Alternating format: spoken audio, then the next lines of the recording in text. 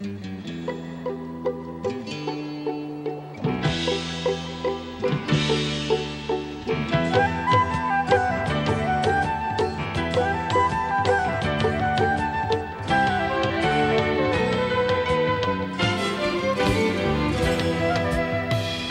you for joining us. Everyone should want to see all problems in the world resolved through an intelligent, inspiring process, including the Middle East, in mutual recognition and peace. But this is made much more difficult when there is chronic, widespread misinformation and selective condemnation. The deliberate dissemination of lies by omission and rising orchestrated anti-Semitism worldwide are part of a dangerous media war. It is especially during such times in history that unity and loyalty are more essential principles than ever before. Following World War II, the United Nations was established to maintain international peace and security among all nations. Benjamin Netanyahu, the Prime Minister of Israel, recently addressed the UN.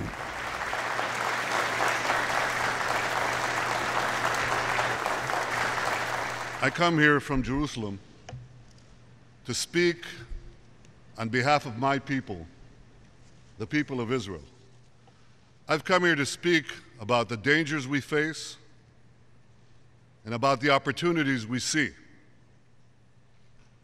I've come here to expose the brazen lies spoken from this very podium against my country and against the brave soldiers who defend it. Ladies and gentlemen, the people of Israel pray for peace. But our hopes and the world's hopes for peace are in danger, because everywhere we look, militant Islam is on the march. It's not militants, it's not Islam, it's militant Islam. And typically, its first victims are other Muslims, but it spares no one. Christians, Jews, Yazidis, Kurds, no creed, no faith, no ethnic group is beyond its sights.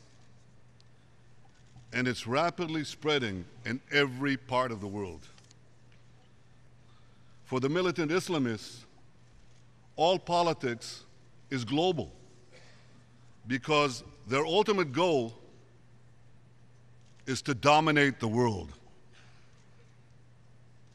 Now, that threat might seem exaggerated to some, since it starts out small, like a cancer that attacks a particular part of the body. But left unchecked, the cancer grows, metastasizing over wider and wider areas. To protect the peace and security of the world, we must remove this cancer before it's too late.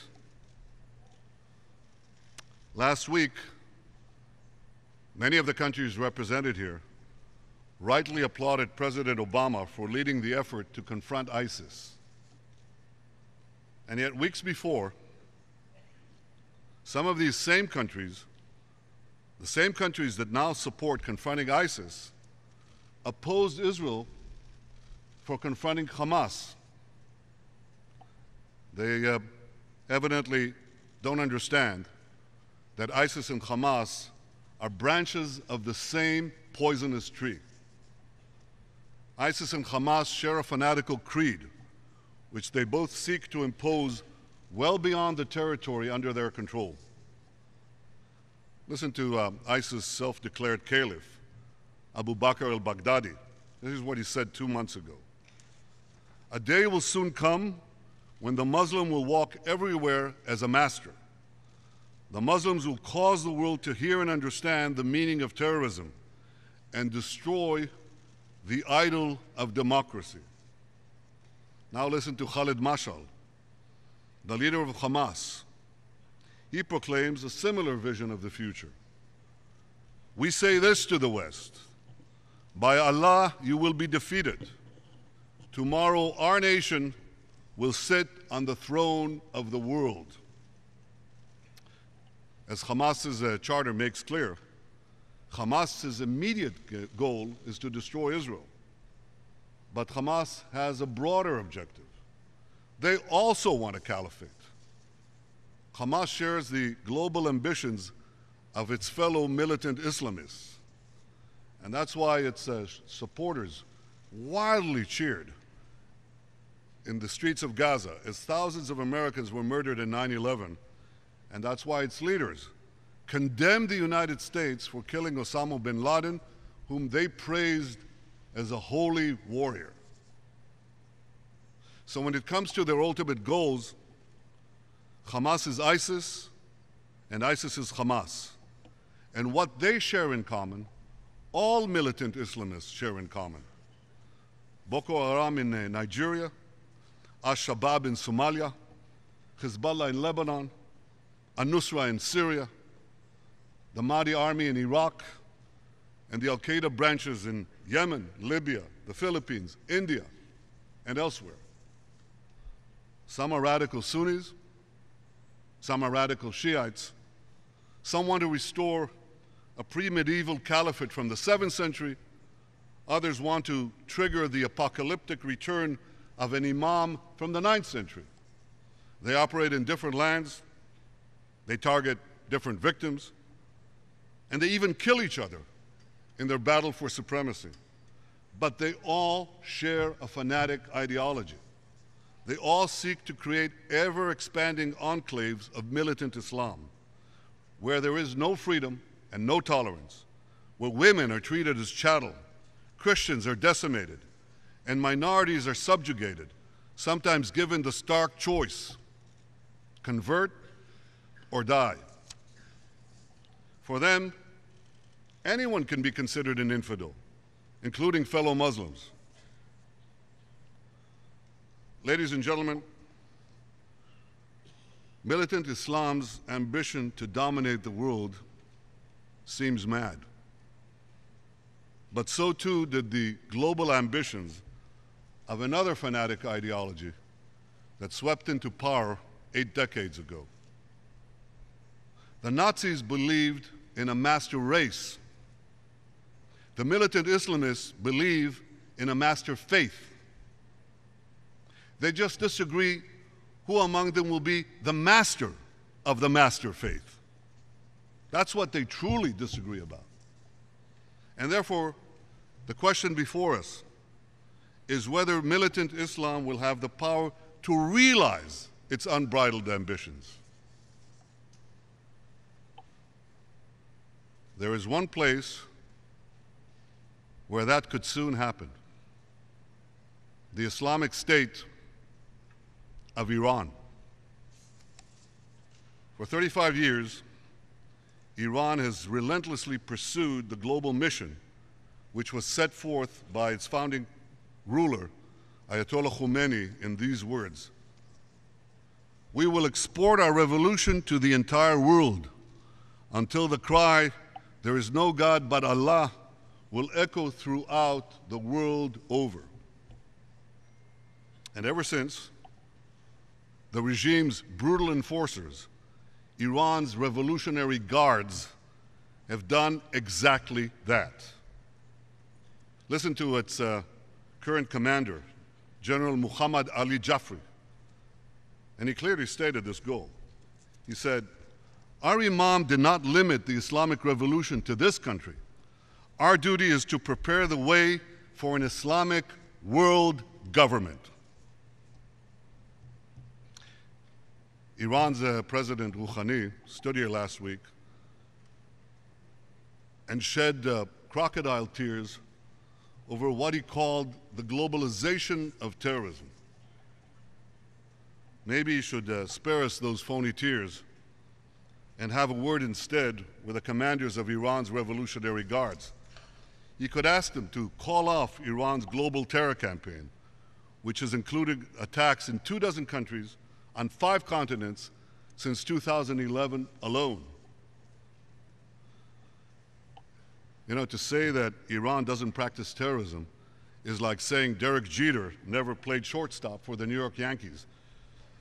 This is this bemoaning by the Iranian president of the spread of terrorism has got to be one of history's greatest displays of double talk. Now, some argue that Iran's global terror campaign, its subversion of countries throughout the Middle East and well beyond the Middle East, some argue that this is the work of the extremists. They say things are changing. They point to last year's election in Iran. They claim that Iran's smooth-talking president and foreign minister, they've changed not only the tone of Iran's foreign policy, but also its substance. They believe Rouhani and Zarif generally want to reconcile with the West, that they've abandoned the global mission of the Islamic Revolution. Really? So let's look at what Foreign Minister Zarif wrote in his book just a few years ago. We have a fundamental problem with the West, and especially with America.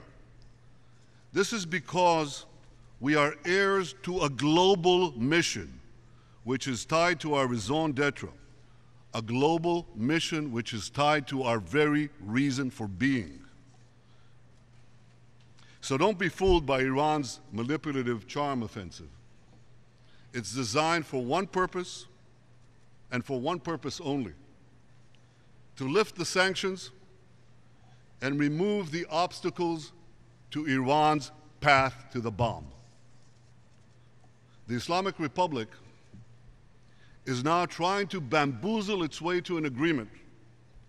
This would effectively cement Iran's place as a threshold military nuclear power. And in the future, at the time of its choosing, Iran, the world's most dangerous regime, in the world's most dangerous region, would obtain the world's most dangerous weapons. Allowing that to happen would pose the gravest threat to us all. It's one thing to confront militant Islamists on pickup trucks armed with Kalashnikov rifles. It's another thing to confront militant Islamists armed with weapons of mass destruction. Imagine how much more dangerous the Islamic State, ISIS, would be if it possessed chemical weapons. Now imagine how much more dangerous the Islamic State of Iran would be if it possessed nuclear weapons. Ladies and gentlemen, would you let ISIS enrich uranium? Would you let ISIS build a heavy water reactor? Would you let ISIS develop intercontinental ballistic missiles? Of course you wouldn't. Then you mustn't let the Islamic State of Iran do those things either. Because here's what will happen. Once Iran produces atomic bombs, all the charms and all the smiles will suddenly disappear. They'll just vanish. And it's then that the Ayatollahs will show their true face and unleash their aggressive fanaticism on the entire world. There's only one responsible course of action to address this threat. Iran's nuclear military capabilities must be fully dismantled.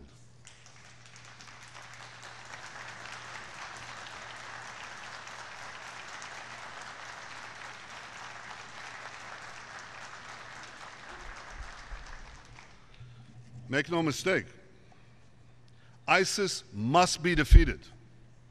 But to defeat ISIS and leave Iran as a threshold nuclear power is to win the battle and lose the war. Ladies and gentlemen, the fight against militant Islam is indivisible. When militant Islam succeeds anywhere, it's emboldened everywhere. When it suffers a blow in one place, it's set back in every place. That's why Israel's fight against Hamas is not just our fight, it's your fight. Israel is fighting a fanaticism today that your countries may be forced to fight tomorrow. For 50 days this past summer, Hamas fired thousands of rockets at Israel, many of them supplied by Iran. I want you to think about what your countries would do if thousands of rockets were fired at your cities. Imagine millions of your citizens having seconds at most to scramble to bomb shelters day after day. You wouldn't let terrorists fire rockets at your cities with impunity, nor would you let terrorists dig dozens of terror tunnels under your borders to infiltrate your towns in order to murder and kidnap your citizens. Israel justly defended itself against both rocket attacks and terror tunnels. Yet Israel faced another challenge. We faced a propaganda war because in an attempt to win the world's sympathy, Hamas cynically used Palestinian civilians as human shields. It used schools, not just schools, UN schools, private homes, mosques, even hospitals, to store and fire rockets at Israel. As Israel surgically struck at the rocket launchers and at the tunnels, Palestinian civilians were tragically but unintentionally killed. There are heart-rending images that resulted, and these fueled libelous charges that Israel was deliberately targeting civilians. We were not. We deeply regret every single civilian casualties. And the truth is this: Israel was doing everything to minimize Palestinian civilian casualties. Hamas was doing everything to maximize Israeli civilian casualties and Palestinian civilian casualties. Israel dropped flyers, made phone calls, sent text messages, broadcast warnings in Arabic on Palestinian television, all this to enable Palestinian civilians to evacuate targeted areas. No other country and no other army in history have gone to greater lengths to avoid casualties among the civilian population of their enemies. Israel's citizen army, the brave soldiers of the IDF, our young boys and girls, they upheld the highest moral values of any army in the world. Now here's what Hamas did. Hamas embedded its missile batteries in residential areas and told Palestinians to ignore Israel's warnings to leave. And just in case people didn't get the message, they executed Palestinian civilians in Gaza who dared to protest. And no less reprehensible, Hamas deliberately placed its rockets where Palestinian children live and play. Let me show you a photograph. It was taken by a France 24 crew during the recent conflict. It shows two Hamas rocket launchers, which were used to attack us. You see 3 children playing next to them. Hamas deliberately put its rockets in hundreds of residential areas like this, hundreds of them. Ladies and gentlemen, this is a war crime. And I say to President Abbas, these are the crimes, the war crimes, committed by your Hamas partners in the national unity government which you head and you are responsible for. And these are the real war crimes you should have investigated or spoken out against from this podium last week. Ladies and gentlemen, as Israel's children huddle in bomb shelters and Israel's Iron Dome missile defense knocked Hamas rockets out of the sky, the profound moral difference between Israel and Hamas couldn't have been clearer. Israel was using its missiles to protect its children. Hamas was using its children to protect its missiles.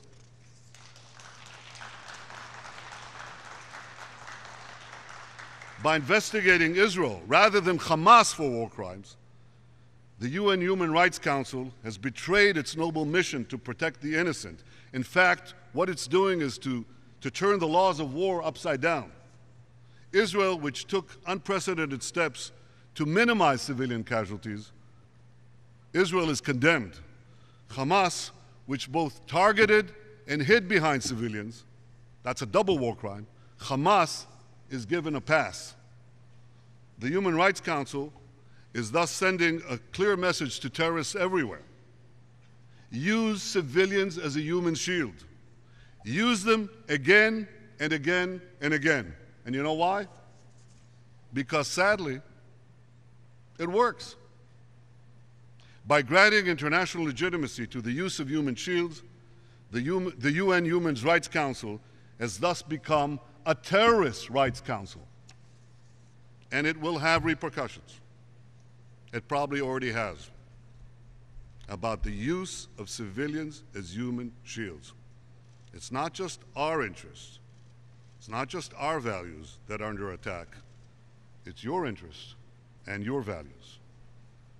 Ladies and gentlemen, we live in a world steeped in tyranny and terror, where gays are hanged from cranes in Tehran, political prisoners are executed in Gaza, young girls are abducted en masse in Nigeria, and hundreds of thousands are butchered in Syria, Libya, and Iraq. Yet nearly half of the UN Human Rights Council's resolutions focusing on a single country have been directed against Israel, the one true democracy in the Middle East. The human rights, it's an oxymoron, the UN Human Rights Council, but I'll use it just the same. The Council's biased treatment of Israel is only one manifestation of the return of one of the world's oldest prejudices. We hear mobs today in Europe call for the gassing of Jews. It's called anti-Semitism. It is now spreading in polite society, where it masquerades as legitimate criticism of Israel. In the past, outrageous lies against the Jews were the precursors to the wholesale slaughter of our people. But no more. Today, we, the Jewish people, have the power to defend ourselves. We will defend ourselves against our enemies on the battlefield. We will expose their lies against us in the court of public opinion. Israel will continue to stand proud and unbowed.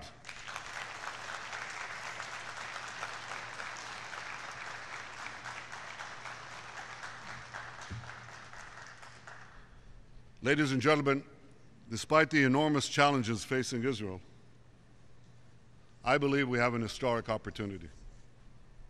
After decades of seeing Israel as their enemy, leading states in the Arab world increasingly recognize that together we and they face many of the same dangers. And principally, this means a nuclear-armed Iran and militant Islamist movements gaining ground in the Sunni world. I believe peace can be realized with the active involvement of Arab countries, those that are willing to provide political, material, and other indispensable support. I'm ready to make a historic compromise, not because Israel occupies a foreign land. The people of Israel are not occupiers in the land of Israel. History, archaeology, and common sense all make clear that we have had a singular attachment to this land for over 3,000 years. I want peace because I want to create a better future for my people. But it must be a genuine peace, one that is anchored in mutual recognition and enduring security arrangements, rock-solid security arrangements on the ground. Because you see, Israel's withdrawals from Lebanon and Gaza created two militant Islamic enclaves on our borders, from which tens of thousands of rockets have been fired at Israel. And these sobering experiences heightens Israel's security concerns regarding potential territorial concessions in the future. Now, those security concerns are even greater today. Just look around you. The Middle East is in chaos. States are disintegrating, and militant Islamists are filling the void. Israel cannot have territories from which it withdraws taken over by Islamic militants yet again, as happened in Gaza and Lebanon. That would place the likes of ISIS within mortar range, a few miles, of 80% of our population. Now think about that. The distance between the 1967 lines and the suburbs of Tel Aviv is like the distance between the UN building here and Times Square. Israel is a tiny country. That's why in any peace agreement, which will obviously necessitate a territorial compromise, I will always insist that Israel be able to defend itself by itself against any threat.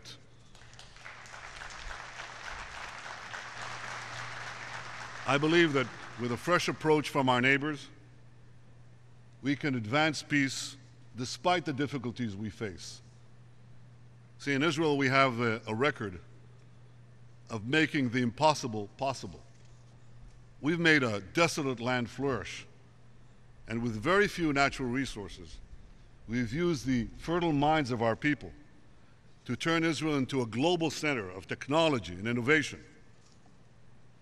And peace, of course, would enable Israel to realize its full potential and to bring a promising future, not only for our people, not only for the Palestinian people, but for many, many others in our region. Ladies and gentlemen, there is a new Middle East. It presents new dangers, but also new opportunities.